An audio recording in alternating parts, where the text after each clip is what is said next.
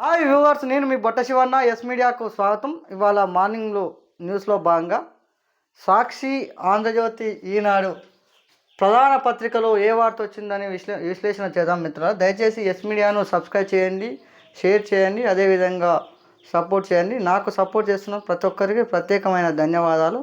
ముఖ్యంగా దోర్నాల భర్తసార్ గారికి, అదేవిధంగా పెన్నం ధనంజయ్ నేత గారికి, అదేవిధంగా కృష్ణారెడ్డి అన్న గారికి, అదేవిధంగా కర్ణాటక సీనన్న గారికి, అందరికీ ముఖ్యంగా నాకు సపోర్ట్ చేస్తున్న మీ అందరికీ ప్రత్యేకమైన ధన్యవాదాలు తెలియజేస్తున్నాను మిత్రులారా. ఒక్కసారి ఈనాడు ప్రధాన వార్త చూసే ప్రయత్నం చేద్దాం మిత్రులారా. ఏం జరిగింది అసలుకి నిన్న మొన్న జూబ్లీస్ ఎలక్షన్లో ఏం జరగబోతుంది, అదేవిధంగా వరంగల్, ఖమ్మం జిల్లాల్లో వరద బీభత్సం, మోంతా తుఫాన్ యొక్క ఎఫెక్ట్ ఎట్లుందనే విషయాన్ని తెలుసుకునే ప్రయత్నం చేద్దాం మిత్రులారా. దయచేసి ఎస్ మీడియాను సపోర్ట్ చేయండి. పేదోడి గోసే ఎస్ మీడియా భరోసా పేరుతో ఈ ఛానల్ స్థాపించడం జరిగింది మిత్రులారా. ఈనాడు ఓరుగల్లు కన్నీరు, ఖమ్మం మున్నేరు, రెండు నగరాల ముంచెత్తిన వరద, 24 గంటలు దాటిన నీళ్ళల్లో కాలనీలు, పునర్వాస కేంద్రాలకు ముప్పు బాధితులు, రాష్ట్ర వ్యాప్తంగా 12 మంది మృతి, 4 గల్లంతు, 4,47,000 ఎకరాల పంటలు జలార్పణం, కొనుగోలు కేంద్రం ధాన్యం, రైతుల పరిస్థితి దయనీయం అని చెప్పి రావడం జరిగింది మిత్రులారా. నిన్న మొన్న పడ్డ గత 3-4 రోజుల నుంచి పడ్డ వర్షాల, మోంతా తుఫాను వర్షాల కారణంగా వరంగల్, అదేవిధంగా ఖమ్మం ఏమో మున్నేరు వరద రావడం వల్ల మునిగిపోయే పరిస్థితి అండి. అదేవిధంగా వరంగల్లో కూడా నిన్న మొన్న మోంతా తుఫాన్ వల్ల దగ్గర ఇప్పటి వరకు కూడా చాలా చోట్ల, వరంగల్లో చాలా చోట్ల కాలనీ మొత్తం నీట మునిగిపోయినాయి ఉన్నాయంట మిత్రుల. రాష్ట్ర వ్యాప్తంగా 12 మంది మృతి చెందిరంట, 4 గల్లంతయ్యారు. ఈ వాస్తవాన్ని కూడా యుద్ధ ప్రాతిపదికన వరంగల్కు సంబంధించిన యుద్ధ ప్రాతిపదికన వాళ్ళకు సహాయక చర్యలు చేయాల్సిన అవసరం ఉంది. ఎలక్షన్ ముఖ్యం కాదు, ప్రజా సంక్షేమం కూడా ముఖ్యమైన విషయాన్ని పాలక పార్టీలు, అదేవిధంగా ప్రతిపక్ష పార్టీలు కూడా వరంగల్కు అండగా నిలవాల్సిన అవసరం ఉంది మిత్రులారా. చలో ఏం జరుగుతుందని ఒక్క విషయం తెలుసుకునే ప్రయత్నం చేద్దాం. వరంగల్ గొల్లుమన్నది, ఖమ్మం కుదేలన్నది, ఉమ్మడి నల్లగొండ జిల్లా వణికిపోయింది. కదనోలు ప్రాంతం కన్నీరు మున్నీరయింది. ఉత్తర తెలంగాణ, దక్షిణ తెలంగాణ ప్రాంతాలు ఎడపెరగని ముంచెత్తిన మోంతా తుఫాను ఫలితం ఇది. 2-3 రోజులుగా కురిసిన భారీ వర్షాలకు ప్రాంతాలు తీవ్ర నష్టం చవిచూశాయి. వాగులు, వంకలు పొంగి పొర్లాయి. వరదతో పోటెత్తిన కొన్ని పంటలు నీటిపాలయ్యాయి. ధాన్యం కొనుగోలు కేంద్రాల్లో వడ్లు వర్షాలకు కొట్టుకుపోయి రైతులు దుఃఖం చెప్పలేనివి కాకుండా పల్లెపట్నం తేడా లేకుండా రహదారులు ధ్వంసమయ్యాయి. చారిత్రక ప్రసిద్ధి పొందిన వరంగల్ నగరాన్ని చుట్టూ చెరువులు, వాగులు, వరదలు చుట్టుముట్టగా ఖమ్మం నగరాన్ని మున్నేరు ముంచెత్తింది. నల్లగొండ జిల్లా డిండి ప్రాజెక్టు వరదతో 1000 ఎకరాల పంటలు నీటిలో మునిగిపోయాయని చెప్పి ఒక కథనం రావడం జరిగింది. ఆ సందర్భంగా ఒక రివ్యూ పెట్టిందంటే ఆ రివ్యూకు సంబంధించింది ఏమంటుండో రేవంత్ రెడ్డి ఒక్కసారి చేసే ప్రయత్నం చేయాలి మిత్రులారా. యుద్ధ ప్రాతిపదికన సహాయక చర్యలు, పునర్వాసాలకు ముంపు గ్రామాల ప్రజలు, కళ్ళల్లో ధాన్యం సమీప గోదాములకు తరలింపు, అవసరమైతే వరంగల్కు హైడ్రా బృందాలు, ముఖ్యమంత్రి రేవంత్ రెడ్డి ఆదేశాలు. తుఫాన్ ప్రభావిత కలెక్టర్లతో సమీక్ష నిర్వహించడం జరిగిందంట మిత్రులారా. ఇక్కడ రేవంత్ రెడ్డి ఒక మాట అంటుండు, అవసరమైతే హైదరాబాద్, అవసరమైతే కాదు, ఇక్కడ ఖచ్చితంగా ఇప్పుడు అవసరం ఉన్నది. ఆ ప్రాంత ప్రజలను సేవ్ చేయాల్సిన అవసరం ఉన్నది. యుద్ధ ప్రాతిపదికన హైడ్రా కాదు, ఎన్డీఆర్ఎఫ్, ఏవైతే సహాయక బృందాలు ఉంటాయో అన్నిటినీ వరంగల్లు, ఖమ్మం పట్టణం మీద మోహరించవలసిన అవసరం ఉన్నది. ఎవరికి ఏది అవసరం ఉందో వాళ్ళని తాత్కాలికంగా యుద్ధ ప్రాతిపదికన వాళ్ళకు నివాసాలు కానీ, అదేవిధంగా తినడానికి తిండి కానీ, బట్టలు కానీ అన్నీ ప్రభుత్వమే ఆదుకోవాలి. ఒక్కొక్కరికి, ఒక కుటుంబానికి 25 లక్షల రూపాయలు అంచనా. ఇప్పుడు ఎంతవరకు అయితే వాళ్ళు ఏమన్నా ఇబ్బంది పడిన వాళ్ళు ఉంటే 1-2 12 మంది ఉన్నారు కదా, ఆ 12 మందికి దగ్గర ఒక్కొక్కరికి 50 లక్షల రూపాయలు ఎక్స్గ్రేసియా కూడా ఇవ్వాల్సిన అవసరం ఉంది మిత్రులారా. ఎందుకంటే దేశంలో దీనికి కూడా కేంద్రం కూడా వరంగల్, ఖమ్మం నగరాన్ని ఆదుకోవాల్సిన బాధ్యత కేంద్ర ప్రభుత్వానికి కూడా ఉన్న విషయాన్ని తెలియజేస్తున్నాం మిత్రులారా. సహాయక ఎవరైనా సామాజిక కార్యకర్త, అదేవిధంగా అన్ని పార్టీల నాయకులు వరంగల్, ఖమ్మం పట్టణంలో సహాయక చర్యలు చేయాల్సిన అవసరం ఉంది మిత్రులారా. ఎందుకంటే ఇది మనకు సామాజిక బాధ్యత. ఇవాళ ఆ ప్రాంతం ఉండొచ్చు, రేపు పొద్దుగాల నల్గొండ ఉండొచ్చు, మరోసారి వరంగల్, ఖమ్మం, అదేవిధంగా ఎట్లయితే మునిగిపోయినామో రేపు పొద్దుగాల ఆదిలాబాద్ కానీ అదే హైదరాబాద్ కానీ ఏ ప్రాంతం ఉన్నా ఆ ప్రాంతంలో మన బాధ్యతగా, సామాజిక బాధ్యతగా మనం అందరం వాళ్ళకు చేతి ఇవ్వాల్సిన అవసరం ఉంది మిత్రులారా. దానికి సంబంధించిన వాడతాం. చూద్దాం. మైనార్టీ ఓట్ల కోసమే అజారుద్దీన్కు మంత్రి పదవి అని చెప్పి కిషన్ రెడ్డి అన్నాడు. కిషన్ రెడ్డి ఆరోపణలు చేస్తున్నాడు. 100%. నేను నిన్ననే చెప్పిన 100% మైనార్టీ ఓట్ల కోసం మాత్రమే 22 నెలలుగా కనపడని మైనార్టీ ముస్లిం సోదరులు ఇవాళ ఎందుకు బై ఎలక్షన్లో పడతారంటే అక్కడ 1,25,000 ఓటర్లు ముస్లిం మైనార్టీ ఓట్లు ఉన్నాయి. ఆ ఓట్లను సింపతితో దండుకునే ప్రయత్నంలో భాగమే తప్ప ఏం కొత్తగా ఏం లేదు. ఏమో రేవంత్ రెడ్డికి నైట్కే ముస్లిం మైనార్టీల మీద ప్రేమ వచ్చిందంటే అది ప్రేమ కాదు, వాస్తవానికి కూడా 100% ఈ ఓట్ల రాజకీయాలు మాత్రమే. ఇగో ఏమన్నా బారాసాన్ని గెలిపించాలని భాజపా కుట్ర, అజారుద్దీన్కి మంత్రి పదవి చేయొద్దని అడ్డుకోవడానికి ఆరోపణలని బట్టి విక్రమార్క చెప్తున్నంట. నీకు బుద్ధి లేదు బట్టి విక్రమార్క, నీకు బుద్ధి లేదు, కామన్ సెన్స్ లేదు. ఎందుకంటున్నామంటే అరే నాయన, ఇది ఎలక్షన్ కోడ్. గతంలోనే నిన్న కూడా చెప్పిన, జూబ్లీ హిల్స్ ఎలక్షన్లో అజారుద్దీన్ పోటీ చేసిండు. అక్కడ ఓటరు. ఇవాళ ముస్లిం మీద 22 నెలలు లేని ప్రేమ ఇవాళ ఎట్లా వచ్చింది కొత్తగా? నీకు కానీ, రేవంత్ రెడ్డి కానీ, నీ హైకమాండ్ కానీ. అంటే ఓట్లు ఉన్నప్పుడే ప్రజలు గుర్తుకొస్తారా? ఓట్లు ఉన్నప్పుడే ఈ జనాలు గుర్తుకొస్తారా? మరి 22 నెలలుగా ఎవడి పనులతోని, ఎవడి గాడిద పనులతో అని అడుగుతున్నాం. ఇవాళ కొత్తగా ముస్లిం మైనార్టీలకు ఏదైతే మంత్రి పదవి ఇద్దామంటే అడ్డుకుంటారు. అడ్డుకుంటారు. ఇవాళ ఇంకా 10-15 రోజులు అయితే ఎలక్షన్లు అయిపోతాయి. ఆ తర్వాత నువ్వు ఎవరికి ఇవ్వాలనో, నీ మనగాని ప్రభుత్వం ఏం చేయాలనో చేయరాదు. ఈ 10 రోజులకే వచ్చింది ఏముంది? 22 నెలలుగా ఆగిన వాళ్ళు ఈ 10 రోజులు ఆగలేరా? అంటే ఇది ఒక రకమైన కుట్ర, ఓట్లను దండుకునేది. సేమ్ బీసీ బిల్లు లాగానే, నేను చెప్తున్నాగా, బీసీ బిల్లు లాగానే ఇది కూడా ఒక కుట్ర. ఏంటంటే వీళ్ళు పోతారు. ఇప్పుడు ఆల్రెడీ ఎలక్షన్ కమిషన్కు భారతీయ జనతా పార్టీ వాళ్ళు కలిసిరు. ఆల్రెడీ వాళ్ళు ఏం చేస్తారు? కేంద్రంలో ఉన్నది ఎలక్షన్ కమిషన్, ఎట్లయినా బీజేపీ ఎట్లా చెప్తే అట్లుంటుంది. రేపు పొద్దుగాలు ఇవాళ ఏర్పాట్లకు సిద్ధం చేసిరు. ఆల్రెడీ ఎవరైతే గవర్నర్ సెక్రటరీ ఉంటారో ఆయన సిఎస్కు ఆల్రెడీ రామకృష్ణారావుకు లెటర్ రాసిండు, ఇవాళ చేయరు అని చెప్పి 12 గంటలకు ఉందని చెప్పి. ఏం చేశారంటే 12 గంటల వరకల్లా దాన్ని నిలిపివేస్తారు. మళ్ళీ ఒకవేళ నిలిపివేస్తే ఒక రకం, నిలిపేయకుండా మరో రకం. అదే జరుగుతుంది. ఏమైందంటే నిలిపేస్తేనేమో కాంగ్రెస్ చేసే కథ, నిలిపివేస్తేనేమో ఇక చూసినావా ప్రతిపక్షాలు మైనార్టీలకు ఏదైతే మినిస్టర్ పదవి ఇద్దామనుకుంటే ఇయ్యనియలేదు అనేది ఒక ఎత్తు. మళ్ళీ మైనార్టీలకు ఒకవేళ మంచి ఏమన్నా మైనార్టీ శాఖ ఇచ్చి మిగతా ఏదైనా శాఖ ఇస్తారంటే అది ఏం శాఖ ఉండదు, మంచి ఏమి ఇయ్యరు. రేపు పొద్దుగాల అజారుద్దీన్కి హోంశాఖ ఇస్తారా? విద్యాశాఖ ఇస్తారా? ఇయ్యరు. గా శాఖలు ఎందుకు ఇస్తారు? మైనార్టీ ఒక శాఖ ఇచ్చి మీకు మంత్రి పదవి ఇచ్చామని చెప్పి ఓట్లు దనుకునే ప్రయత్నం. అజారుద్దీన్కి హోంశాఖ ఇచ్చే దమ్ముందా రేవంత్ రెడ్డికి?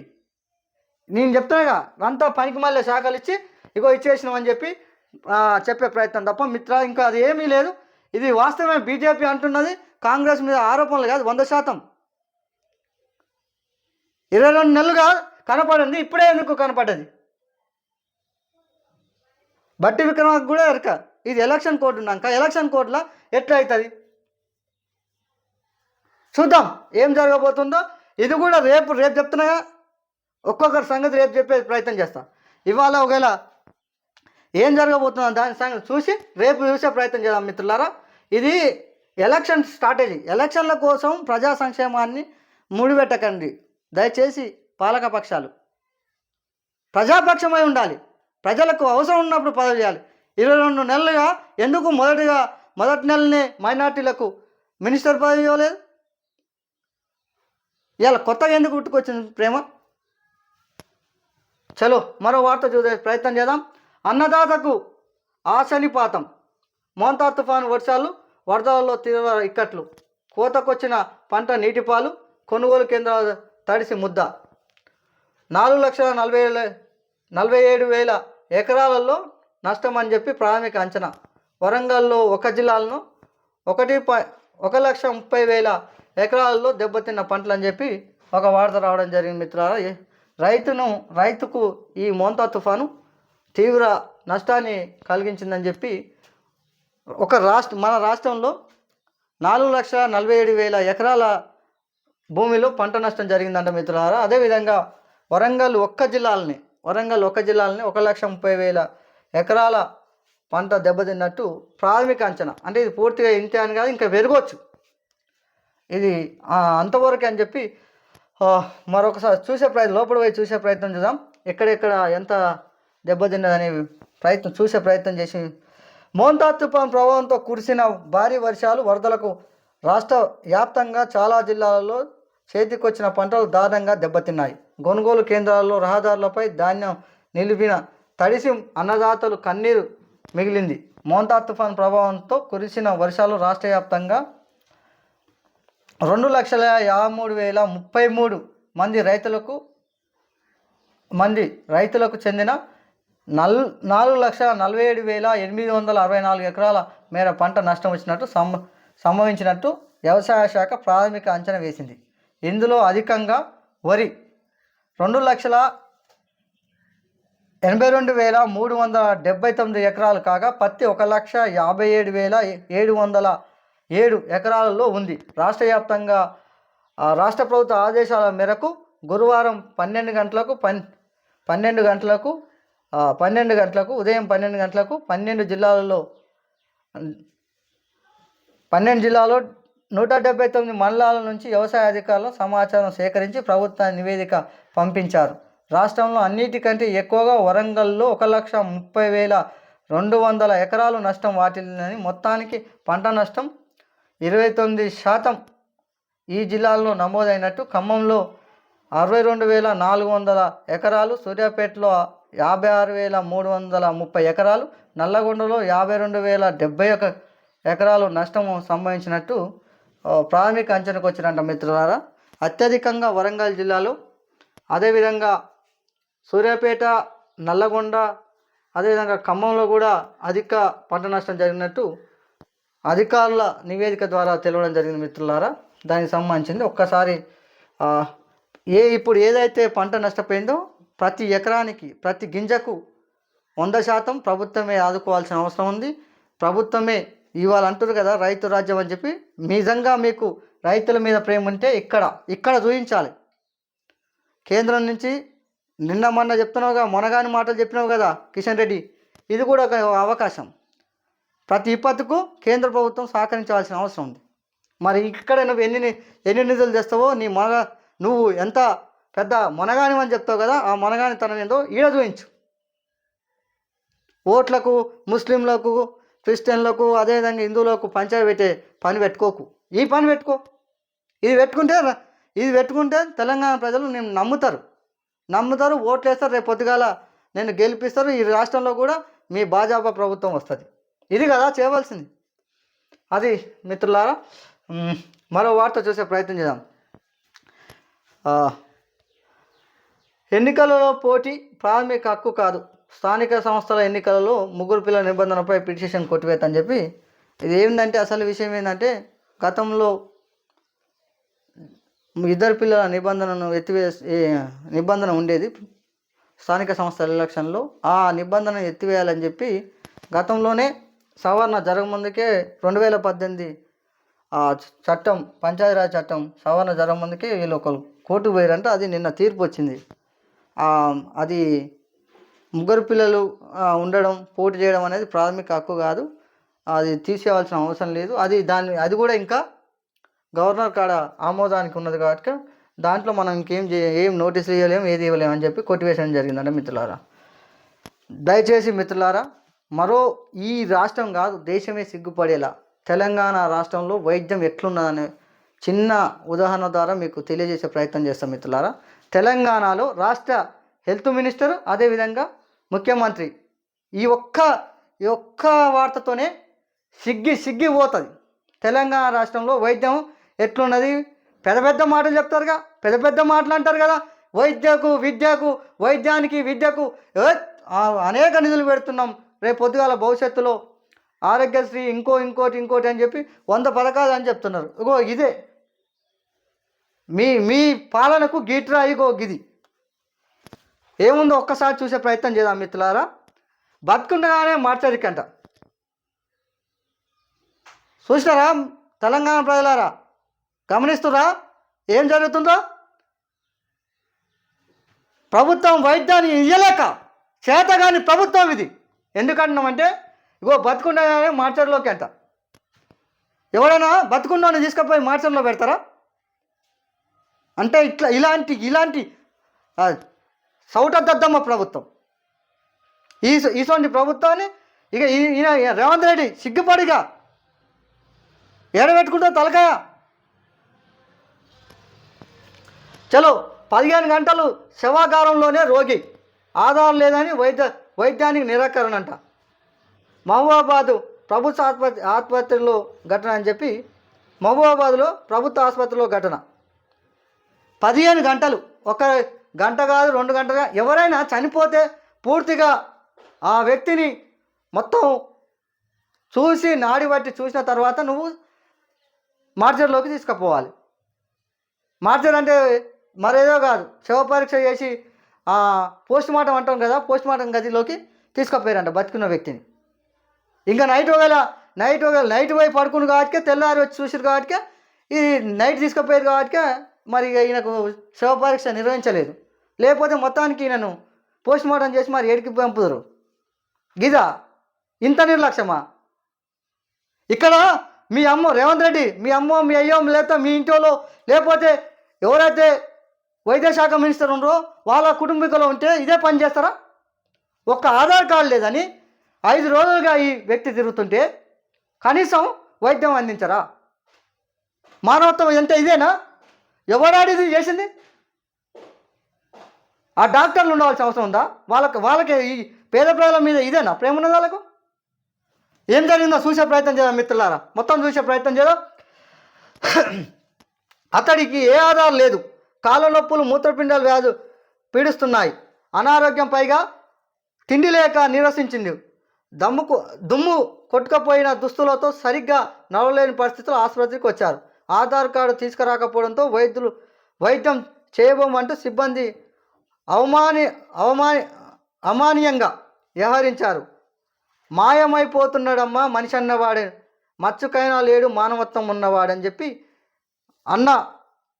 అందశ్రీ ఆవేదనపూరిత పాటకు తార్కాణం నిలిచింది. మహబూబాబాద్ ప్రభుత్వ జనరల్ ఆసుపత్రిలో చోటు చేసుకున్న ఈ ఘటన చికిత్స అందకపోవడంతో నీరసంలో శవగారం గది ముందర పడుకున్న వ్యక్తిని సజీవంగా ఉన్నప్పుడే విషయాన్ని కూడా గమనించకుండా శవగారంలోకి వరండాలో ఉంచి తాళం వేసి వెళ్ళిపోయారు.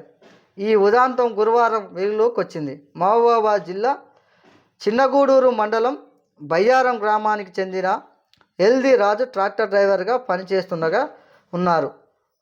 కాళ్ళ నొప్పులు, మూత్రపిండాల బాధపడుతున్న 5 రోజుల క్రితమే జిల్లా కేంద్రంలోని జనరల్ ఆసుపత్రికి వచ్చారు. అతని వద్ద ఆధార్ కార్డు లేదని చేర్చుకోకపోవడంతో ఆసుపత్రి ఆవరణలో క్యాంటీన్లో పరిసరాలలో ఉన్నారు. అప్రసిద్ధంగా ఉన్న వ్యక్తిని గమనించిన నిర్వాహకులు సిబ్బంది ఆసుపత్రి ఆవరణ నుంచి బయటికి పంపించారు. దీంతో రాజు శవాగారం ముందర పడుకున్నారు.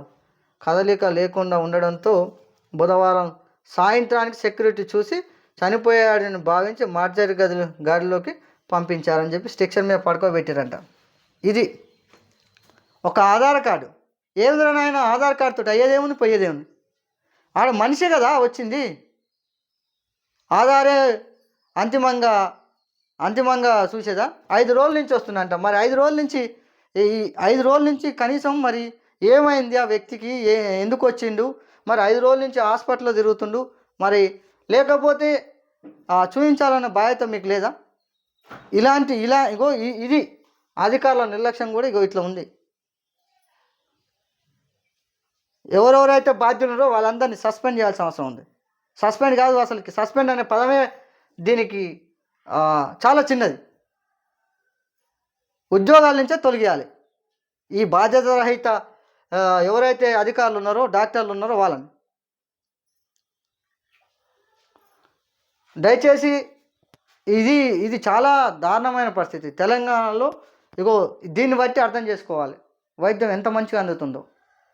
ఇప్పటికీ 3-4 సూపరింటెండెంట్ తొలగించినా బుద్ధి మారలేదు. ఇంకా చాలామంది డాక్టర్లు వాళ్ళకి ఏం లేదు, ప్రభుత్వం ఇంత ఉద్యోగం ఏమైనా జీతం ఇస్తుంది, మేము పోయి బయట చాలామంది డాక్టర్లు పక్కన ప్రైవేట్ క్లినిక్ పెట్టుకొని అక్కడ నడుపుతున్నారు. వీటన్నిటి మీద చర్యలు తీసుకోవాల్సిన అవసరం ఉంది మిత్రులారా. మనం ఇవాళ ఎస్ మీడియా ద్వారా ఈనాడు దినపత్రిక యొక్క ప్రధాన వార్తలు చూసే ప్రయత్నం చేసిన మిత్రులారా. అదేవిధంగా ఎస్ మీడియాను సబ్స్క్రైబ్ చేయండి, షేర్ చేయండి. పేదోడి గొంతుకగానే బొట్ట శివన్న ఉంటాడు. ఏ అగ్రకుల పెత్తందారుల చేతిలో మోచేతులు లీగి తాగడానికి సిద్ధంగా లేడనే విషయాన్ని మరోసారి తెలియజేస్తూ మరో పేపర్ సాక్షిని చూసే ప్రయత్నం చేద్దాం మిత్రులారా. ఎస్ మీడియాను సపోర్ట్ చేయండి, సబ్స్క్రైబ్ చేయండి, లైక్ చేయండి. ఎక్కువ మందికి షేర్ అయ్యే అవకాశం ఉంది. వరంగల్ కన్నీరు అని చెప్పి ఇప్పటిదాకా మనం వరంగల్ కన్నీరు ఖమ్మం మున్నీరు అనే కథనం చూడడం జరిగింది మిత్రులారా. ఇది మోంతా తుఫాన్కి సంబంధించిన వార్త మిత్రులారా. దాన్ని చూసే ప్రయత్నం చేసినాం. చూపించడం కూడా మరో కొత్త వార్త చూసే ప్రయత్నం చేద్దాం. దయచేసి మిత్రులారా, ఏదైతే ఒక పేపర్లో వచ్చిన వార్త మరో పేపర్లో వస్తే దాన్ని చూసే ప్రయత్నం చేయట్లేదు. ఎందుకంటే అత్యధిక టైం అవుతుంది కాబట్టి దయచేసి దాన్ని కూడా మీరు అర్థం చేసుకుంటారని మనస్ఫూర్తిగా కోరుకుంటున్నా. 53వ సిజేఐగా జస్టిస్ సూర్యకాంత్. మనం చెప్పినాం కదా, ప్రజెంట్ ఉన్న బిఆర్ గవాయి వచ్చే నెల 23వ తారీఖు నాడు రిటైర్మెంట్ అవుతుండు. 24వ తారీఖు నుంచి ఇగో ఆయన తర్వాత సీనియర్ న్యాయవాది హర్యానా చెందిన జస్టిస్ సూర్యకాంత్ సిజేఐగా ప్రమాణం చేసే అవకాశం ఉందంటే దానికి సంబంధించిన వార్త మిగతా ఒక్కసారి లోపలి పోయి చూసే ప్రయత్నం చేద్దాం. వచ్చే నెల 24వ తేదీన బాధ్యతల స్వీకరణ నోటిఫికేషన్ జారీ చేసిన కేంద్ర న్యాయశాఖ 15 నెలల పాటు పదవిలో కొనసాగనున్న జస్టిస్ సూర్యకాంత్. దేశంలో అత్యున్నత న్యాయస్థానం సుప్రీంకోర్టు 53వ ప్రధాన న్యాయమూర్తిగా సీనియర్ న్యాయమూర్తి జస్టిస్ సూర్యకాంత్ నియమితులయ్యారు. ఈ మేరకు కేంద్ర న్యాయశాఖ గురువారం నాడు నోటిఫికేషన్ జారీ చేసింది. ఆయన దాదాపు 15 నెలల పాటు సిజేఐగా కొనసాగుతారు. సుప్రీంకోర్టు వెలువచ్చిన అత్యంత కీలకమైన తీర్పులలో జస్టిస్ సూర్యకాంత్ భాగస్వాములు కూడా ఉంది. ప్రస్తుత జస్టిస్ భూషణ్ రామకృష్ణ గొగోయ్ ఈ నెల 23వ తారీఖున పదవి విరమణ జరుగుతుంది మిత్రులారా. దానికి సంబంధించిన ఏదైతే సుప్రీంకోర్టు ప్రధాన న్యాయమూర్తి ఉందో ఆ ప్రధాన న్యాయమూర్తి 53వ న్యాయమూర్తిగా జస్టిస్ సూర్యకాంత్ ఉంటాడని దానికి సంబంధించిన వార్త మిత్రులారా. చలో రేవంత్ రెడ్డి ఏమంటుండో ఈ విపత్తు మీరు ఒకసారి చూసారు. ఎంతటి విపత్తు వచ్చినా ఆదుకోవాలి. యంత్రాంగానికి సీఎం రేవంత్ రెడ్డి ఆదేశం. తుఫాను ప్రభావిత జిల్లాలలో అధికారులు క్షేత్రస్థాయిలో ఉండాలి. ముప్పు ప్రజలకు సురక్షిత ప్రాంతాలకు తరలించాలి. ఉద్యోగుల సెలవులు రద్దు చేయండి. ధాన్యం తడవకుండా చర్యలు తీసుకోండి. 6 నెలలపై తుఫాను ప్రభావం ఉందని వెల్లడి. నిధులను ఎలాంటి ఇబ్బంది లేదు, వాడుకోండి అని చెప్పి బట్టి విక్రమార్క అన్నాడు. అధికారులను ఉన్నవని అడుగుతున్నావు రేవంత్ రెడ్డి. నేనేమంటున్నా అంటే పాలకులను కూడా ఈ రాష్ట్రంలో ఉన్న ఎమ్మెల్యేని మినిస్టర్లు అందరినీ ఒకసారి ఖమ్మం వరంగల్ ప్రాంతాలకు తిరగమన్నారా అండి. ఏదైనా జూబ్లీస్ ఇంకో ఎన్నో బై ఎలక్షన్లు వస్తే తెలంగాణ రాష్ట్రంలో ఉన్న అన్ని పదవులు ఉన్న వాళ్ళు అందరిని తీసుకుపోయి ఆ ప్రాంతంలో వార్డుల వారీగా విభజన చేసి మరి ప్రచారం చేస్తారు కదా. మరి ఈ వరంగల్ ఖమ్మంలో అయితే ముప్పు ప్రాంతాలు ఉన్నాయో ఆ ముప్పు ప్రాంతాలలో వీళ్ళకు కూడా ఒక్కొక్కరికి ఒక్కొక్క వార్డు లేకపోతే ఒక్కొక్క కాలనీ ఒక్కొక్క వీధో ఇన్ఛార్జీలు ఇచ్చి వాళ్ళని ఆదుకోమని చెప్పరాదండి. అది కాదు. అంటే వాస్తవానికి కూడా అధికారులు కూడా దయచేసి రాష్ట్ర ప్రభుత్వం ఆదేశాలు పాటిస్తారా పాటియరా అది వేరు. దయచేసి అక్కడున్న ప్రజలంతా మీ ప్రజలుగా మీ వర్గాల నుంచి వచ్చిన ప్రజలుగా మీరు ఆదుకోవాల్సిన అవసరం ఉంది మిత్రులారా. దయచేసి అధికారులందరూ 100% మీ విధి నిర్వహణ ఉండాల్సిన అవసరం ఉందని తెలియజేస్తున్నాను. మరో వార్త చూసే ప్రయత్నం చేద్దాం. ఏఐ ద్వారా పాఠాలని చెప్పి ఏదైతే ఏఐ టెక్నాలజీ ఉందో 3వ తరగతి నుంచే కృత్రిమ మేధాతో పరిచయం అని చెప్పి వచ్చే సంవత్సరం నుంచి దేశవ్యాప్తంగా ఉంటుందంట. ఒకసారి చూసే ఏఐ పాఠాలు నేర్పుతాం. దేశ విద్యా వ్యవస్థలో మరో విప్లవాత్మక మార్పుకు కేంద్ర ప్రభుత్వం శ్రీకారం చుట్టింది. మారుతున్న సాంకేతిక పరిజ్ఞానానికి అనుగుణంగా విద్యార్థులు తీర్చిదిద్దేందుకు అన్ని పాఠశాలకు 3వ తరగతి నుంచే ఆర్టిఫిషియల్ ఇంటెలిజెన్స్ అంటే ఏఐ, కంప్యూటేషన్ థింకింగ్స్ సిటీగా పాఠ్యాంశాలు ప్రవేశపెట్టాలని విద్యాశాఖ నిర్ణయించింది. జాతీయ విద్యా విధానం 2020 పాఠ్య ప్రణాళిక చట్టం 2000 సిఫారసు మేరకు పాఠశాలలో విద్య అక్షరాస్యత భాగంగా ఆధ్వర్యంలో ఈ కార్యక్రమాలను అమలు చేయాలని చెప్పి ఈ నెల 29న సిబిఎస్ కేంద్రీయ విశ్వవిద్యాలయం సంకట్ నవోదయ విద్యాలయ సమితి కొంతమంది నిపుణులతో ఈ చేయడం జరిగిందంట మిత్రులారా. దానికి సంబంధించిన వార్త ఏఐ ద్వారా దేశంలో ఏఐ ద్వారా పాఠాలు చెప్పే ప్రయత్నం జరుగుతుందంట కేంద్రీయ విశ్వవిద్యాలయాలు, అదేవిధంగా నవోదయ దాంట్లో. మంత్రిగా అజారుద్దీన్ నేడు ప్రమాణం నేడు అని చెప్పి ఇవాళంట ప్రమాణ స్వీకారం ఉందంట. దానికి సంబంధించిన వార్త మిత్రులారా. ఏమనండి, క్యాబినెట్ విస్తరణలో ఆయన ఒక్కరే చోటు. మధ్యాహ్నం 12:15 రాజ్భవన్లో ఈ కార్యక్రమం ఉంటుందంట. ఒక్కసారి లోపల పోయి చూసే ప్రయత్నం చేయాలి. ముఖ్యమంత్రి రేవంత్ రెడ్డి మంత్రివర్గానికి శుక్రవారం విస్తరించనున్నారు. మాజీ మంత్రి అజారుద్దీన్ ఒకరే క్యాబినెట్లోకి తీసుకోవాలని శుక్రవారం మధ్యాహ్నం 12 గంటలకు ఆయనతో గవర్నర్ విష్ణుదేవ్ శర్మ రాజ్భవన్లో ప్రమాణ స్వీకారం చేయించనున్నారు. ఇందుకోసం పూర్తి ఏర్పాటు చేసినట్టు గవర్నర్ కార్యదర్శి సిఎస్కు లేఖ రాశారంట. ఏమని ఆల్రెడీ అన్నీ పూర్తయినాయి, ఈరోజు మధ్యాహ్నానికి ఉంటాయని చెప్పి. అయితే ఈసీ ఏమంటుందని ఒక్కసారి చూసే ప్రయత్నం చేద్దాం. జూబ్లీహిల్స్ ఎలక్షన్ ఎన్నికల నేపథ్యంలో మైనార్టీకి మచ్చుక చేసుకునేందుకు అజారుద్దీన్ ప్రభుత్వం మంత్రివర్గంలో చోటు తీసుకుంటుందని చెప్పి ప్రతిపక్షాలు ఆరోపిస్తూ దీన్ని అడ్డుకోవాలని, ఇది ఎన్నికల ప్రవర్తన నియమాలకు ఉల్లంఘన అని చెప్పి భాజపాకు సంబంధించిన సుదర్శన్ రెడ్డి భాజపా నేతలు పోయి అంట ఎలక్షన్ కమిషన్ సుదర్శన్ రెడ్డికి ఫిర్యాదు చేశారంట. గతంలో గోవాలో ఇలా ప్రమాణ స్వీకారం ఏర్పడుతుంటే కేంద్ర ఎన్నికల సంఘం జోక్యం చేసుకొని ఈ కార్యక్రమాన్ని నిలిపేసినట్లు వాళ్ళు చెప్పడం జరిగింది మిత్రులారా. దానికి సంబంధించింది ఇక మరి ఈయన కేసు ఇస్తారనే విషయం మనకు తెలియదు. 100% చెప్తున్నా కదా, ఇవాళ 99% జరగకపోవచ్చు ప్రమాణ స్వీకారం. ఇగో మరో వార్త చూసే ప్రయత్నం చేద్దాం. దేశ ప్రతిష్టను దిగజార్చిన వ్యక్తి మంత్రి పదవి అంటుండు. ఎవరిని? అజారుద్దీన్ని. ఎవరంటారు? కిషన్ రెడ్డి అంటుండు. జూబ్లీహిల్స్ ఉప ఎన్నికల్లో ప్రభుత్వానికి మంత్రి పదవి ఇవ్వాలని గుర్తొచ్చిందా? మీడియా సమావేశంలో కేంద్రం బొగ్గు గనుల శాఖ మినిస్టర్ అని చెప్పి కిషన్ రెడ్డి గారు అన్నాడంటే దానికి సంబంధించిన వార్తా మిత్రులారా. ఏమంటుండంటే అజారుద్దీన్ గతంలో మ్యాచ్ ఫిక్సింగ్ ఆరోపణల ద్వారానే బయటికి వెళ్ళి వచ్చిండు, అటువంటి వ్యక్తికి మంత్రి పదవి ఇస్తామని చెప్పి ఆయన అంటుంది. ఇగో పక్కన ఉన్న మళ్ళీ దానికి ఆపోజిట్లో దేశ ఖ్యాతిని చాటిన క్రీడాకారుడు అజారుద్దీన్. ఆయన్ను క్యాబినెట్లోకి తీసుకోనివ్వకుండా బీజేపీ కుట్ర చేస్తుంది. ఈయన కూడా మళ్ళీ ఆయన ఇద్దరు కలిసి ఇక ఈయనేం ఇవ్వద్దని ఈయనేం ఇస్తామని చెప్పి మళ్ళీ దాంతోపాటు వ్యక్తిని దూషించే పనిలో పడ్డారు. దానికి సంబంధించిన వార్త మిత్రులారా. బీహార్లో ఏం జరుగుతుందో ఒక్కసారి చూసే ప్రయత్నం చేద్దాం. రెబల్స్తో ట్రబుల్స్. తొలి దశలో 24 చోట్ల తలనొప్పులు, పొత్తులో సీట్లు గల్లంతు, 5 ఏళ్ల జనంలో ఉన్న నేతలు స్వతంత్రంగా పోటీకే సై. గతంలో ఒక్కొక్కరికి 40,000 ఓట్ల పైన మెజార్టీ. తాజాగా విజయ అవకాశాలు దెబ్బతీసే పరిస్థితి దారి తెచ్చేందుకు అగ్రనేతలు ప్రయత్నాలు, శాంతించినా సహకరించని పోయినామని చెప్పి ఏదైతే వాస్తవాన్ని కూడా కష్టపడి ఒకలా ఉంటే అసొంటి వాళ్ళకి టికెట్లు ఇవ్వాలి. పారాషూట్ నేతలకు కూడా ఇస్తే మరి గిట్లే ఉంటుంది. దానికి సంబంధించిన వార్త మిత్రులారా.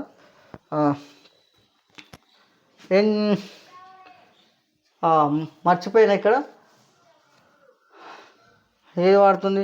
2 దశలలో ప్రాణహిత చేవెళ్ళ అని చెప్పి ప్రాణహిత చేవెళ్ళ ఏదైతే ఉందో దాన్ని 2 దశలుగా ఇస్తారంట. అందులో ఒక తొలి దశ కిందనే ఆదిలాబాద్కు నీళ్ళు ఇచ్చి ఆదిలాబాద్ నీళ్ళు దాన్ని 2వ దశలో దాని ద్వారా ఎల్లంపల్లి ప్రాజెక్టు నీళ్లు తరలించే ప్రయత్నం అంట. తొలి దశ కింద ఉమ్మడి ఆదిలాబాద్ నీళ్లు, ఎల్లంపల్లి ప్రాజెక్టు నీళ్లు తరలించే కాళేశ్వరం ప్రాజెక్టుకు సరఫరా. మళ్ళీ దశ కింద ఉమ్మడి రంగారెడ్డి జిల్లాకు సాగునీటి సరఫరా పనులు. రాష్ట్రంలో కీలక నిర్ణయం మంత్రివర్గం ఆమోదించాలని చెప్పి డిపిఆర్ ఆల్రెడీ క్రియేట్ చేసిరంటే మిత్రులు. దానికి సంబంధించింది ఏదైతే ప్రాణహిత చేవేలు ఉందో ఆ ప్రాజెక్టుకు సంబంధించి 2 దశలలో పనులు నడుస్తాయని దానికి సంబంధించింది. మరియు బీసీ రిజర్వేషన్ల మీద మరో వార్త చూసే ప్రయత్నం చేద్దాం చాలా రోజుల తర్వాత. రాజ్యాంగ సవరణతో బీసీలకు రిజర్వేషన్లు. ఇది గీడి ఇవ్వాల్సింది ఈ వార్త. ఇగో ఇక్కడ పెద్ద పెద్ద వార్తల కాడ ఇగో ఈ వార్త రావాలి. వాస్తవాన్ని కూడా అగ్రకులాలకు ఇష్టం లేదు, అందుకే గో గింత చిన్న వార్తనా బీసీ రిజర్వేషన్ల గురించి మాట్లాడితే. ఇవి అగ్రకుల పేపర్లు కాబట్టి బీసీలో గీడేసారు. రాజ్యాంగ సవరణతోనే బీసీలు రిజర్వేషన్లు. 3న తహసీల్దార్కు, 4న కలెక్టర్లకు వినతి పత్రాలంట. నవంబర్ 6న ప్రభుత్వ కార్యదర్శికి వినతి పత్రం. 10న కామారెడ్డిలో బహిరంగ సభ, మీడియా సమావేశంలో మాట్లాడిన జస్టిస్ ఈశ్వరయ్య. మీడియా సమావేశంలో మాట్లాడుతున్న జస్టిస్ ఈశ్వరయ్య చిత్రంలో చిరంజీవులు, అదేవిధంగా విశారదన్ మారా ఇంటలెక్చువల్ ఫోరం ఆధ్వర్యంలో నిన్న ప్రెస్ మీట్ నిర్వహించడం జరిగిందంటే మిత్రులారా. వాళ్ళు ఏమంటారంటే మేధావి వర్గం వచ్చే నెల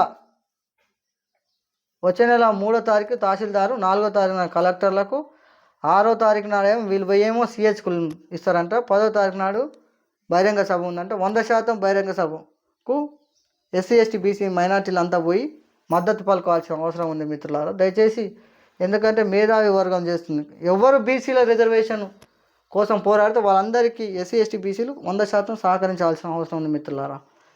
దయచేసి ఎస్ మీడియాను సబ్స్క్రైబ్ చేయండి, షేర్ చేయండి, అదేవిధంగా లైక్ చేయండి. ఈనాడు సాక్షిలో మెయిన్ ఎడిషన్లో ఏ వార్త వచ్చిందనే విషయాన్ని తెలుసుకోవడం ప్రయత్నం చేసాం మిత్రులారా. మరో వార్త చూసే ప్రయత్నం చేద్దాం. ఆంధ్రజ్యోతిలో ఏ వార్త వచ్చిందనే విషయాన్ని తెలుసుకునే ప్రయత్నం చేద్దాం. వారేవా ఏ మాట అని చెప్పి మహిళల ప్రపంచ కప్లో సెమీఫైనల్లో భారత్ ఆసీస్ పైన గెలిచింది. దానికి సంబంధించిన వార్త మిత్రులారా ఒకసారి చూసే ప్రయత్నం చేద్దాం. మహిళల వరల్డ్ కప్ ఫైనల్లో భారత్, సెమీఫైనల్లో ఆసీస్పై సంచలన విజయం. 339 పరుగుల రికార్డును ఛేదించిన భారత్. Jemimah super century. Defending champion Australia knockout. South ఆఫ్రికాతో ఆదివారం ఫైనల్ ఫైట్ అని చెప్పి ఒక వార్త రావడం జరిగింది మిత్రులారా. క్రికెట్కి సంబంధించిన వార్త ఇది. మరో వార్త చూసే ప్రయత్నం చేద్దాం. ఈ 2 పేపర్లో రాని వార్తను ఇక్కడ ఏమైనా కొత్తగా ఉంటే వాటిని చూసే ప్రయత్నం చేద్దాం మిత్రులారా. రొమ్ము క్యాన్సర్కు రాజధానిగా హైదరాబాద్ అంట. సగటున దేశంలోని అత్యధిక కేసులు ఇక్కడే. జాతీయ సగటు లక్షకు 26.6. హైదరాబాద్ సగటున 54. తర్వాతి స్థానంలో చెన్నై, బెంగళూరు, ముంబై, ఢిల్లీ. ఆలస్యంగా వివాహాలు, ఆలస్య ప్రసవాలు, పిల్లలకు ఎక్కువ కాలం పాటు పాలు ఇవ్వకపోవడం అధిక బరువు కారణాలని చెప్పి స్టార్ ఆసుపత్రి ఎకానలిస్టు డాక్టర్ సాయినాథ్ వెల్లడించారంట. రొమ్ము క్యాన్సర్కు కారణాలు ఏం లేదంట. దేశంలోనే రొమ్ము క్యాన్సర్కు రాజధానిగా హైదరాబాద్ ఉందంట. అదేవిధంగా తర్వాత స్థానంలో ఇక్కడ బెంగళూరు, ముంబై, ఢిల్లీ ఉందంట. అయితే ఎందుకు ఈ రొమ్ము క్యాన్సర్ వస్తుందంటే యాక్చువల్లీ 18-20 ఏళ్ళకు చేసుకోవాల్సిన వాళ్ళు 30-40 ఏళ్ళకు చేసుకుంటారు కాబట్టి దానివల్ల ఒక కారణం అంట. అదేవిధంగా ఎక్కువ కాలం పిల్లలకు పాలు ఇవ్వకపోవడం కూడా ఒక కారణం అంట. దయచేసి దీన్ని కూడా అర్థం చేసుకోవాల్సిన అవసరం ఉంది. రొమ్ము క్యాన్సర్ వచ్చినాక బాధపడే బదులు పిల్లలకు కూడా పాలు ఇవ్వడం ద్వారా వాళ్ళు పౌష్టికంగా ఉంటారన్న విషయాన్ని కూడా తల్లిలు గమనించవలసిన అవసరం ఉంది మిత్రులారా. అదేవిధంగా ఇక ఆలస్య ప్రసవాలంటే అదే ఇక ఆలస్యంగా పెళ్లి చేసుకుంటే అదే జరుగుతున్న విషయాన్ని మీ అందరికి తెలియజేస్తున్నాం మిత్రులారా. కొత్త వార్త ఏముందంటే ఇక్కడ మంత్రిగా అజారుద్దీన్ ప్రమాణం నేడని చెప్పి అదొక వార్త రావడం జరిగింది.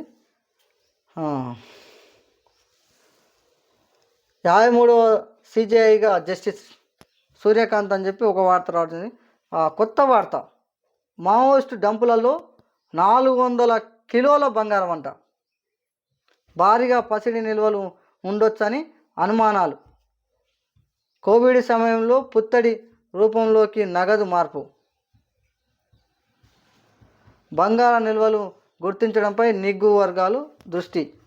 డొల్లా కంపెనీల బ్యాంకుల ఖాతాలో భారీగా నిధులు అని చెప్పి 400 కోట్ల వరకు ఉన్నట్లు అంచనా అని చెప్పి ఎవరైతే మావోయిస్టులు డంపులలో అంట దగ్గర 400 కిలోల బంగారం ఉండొచ్చు అని చెప్పి ఇది ఆరోపణని ఉన్నదా లేదనేది తెలవాల్సి ఉన్నది మిత్రులారా.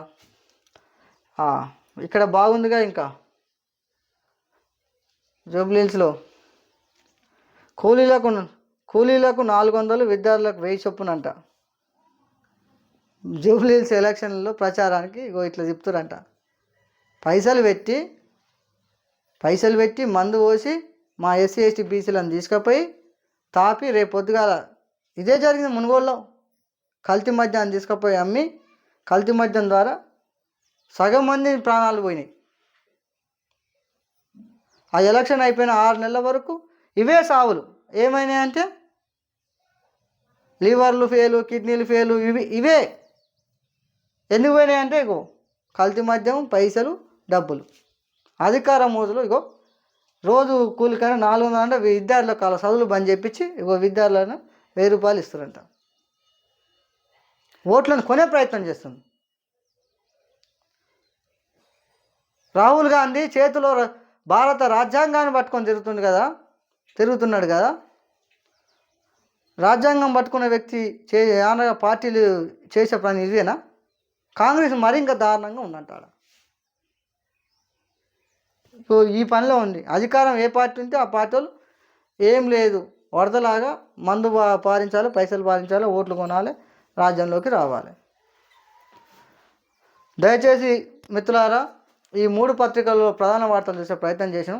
దయచేసి ఎస్ మీడియాను సపోర్ట్ చేయండి. 100% ఎస్సీ ఎస్టీ బీసీ మైనార్టీ గొంతుకుగానే ఈ బొట్ట శివన్న ఉంటాడనే విషయాన్ని మరోసారి తెలియజేస్తూ నాకు అవకాశం ఇచ్చిన మీ అందరికీ ధన్యవాదాలు తెలియజేస్తూ సెలవు తీసుకుంటాం మిత్రులారా.